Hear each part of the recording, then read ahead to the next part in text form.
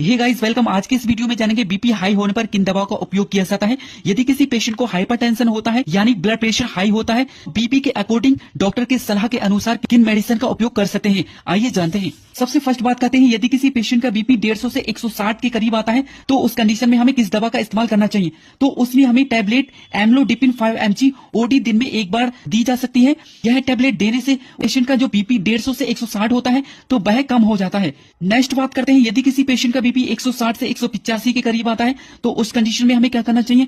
तो उसमें tablet टेलमिशर्टन 40 mg OD दिन में एक बार दे सकते हैं। यह टैबलेट देने से उस पेशेंट का जो हाई बीपी है वह कंट्रोल हो जाता है। नेक्स्ट बात करते हैं, यदि किसी पेशेंट का बीपी 185 से 200 के करीब आता है उस कंडीशन में इंजेक्शन लेसिक्स 2 ml जिसका साल्ट होता है फ्यूरोसिमाइड, इंजेक्शन को इंट्रावीनस स्टेट में लगा सकते हैं। यह इंजेक्शन लगाने से उस पेशेंट का जो बीपी 185 से 200 के करीब आ रहा था तो वह कंट्रोल हो जाता है। नेक्स्ट बात करते हैं, यदि किसी पेशेंट का बीपी 200 से ज्यादा आता है तो उस कंडीशन में हमें क्या करना चाहिए। तो उस कंडीशन में हमें इंजेक्शन लेविटालोल 20 mg को 100 ml एनएस में मिक्स करके स्लो इंट्रावीनसली दिया जाता है। बहुत ही बेस्ट इंजेक्शन होता है बीपी को कंट्रोल करने के लिए। यदि किसी पेशेंट को हाइपरटेंशन होता है तो उस कंडीशन में लेविटालोल 20 mg इंजेक्शन का उपयोग किया जाता है। लेविटालोल 20 mg जो इंजेक्शन होता है उसे बीपी के अकॉर्डिंग ml पर आवर पर लगाया जाता है इन्फ्यूजन पंप के द्वारा यह इंजेक्शन।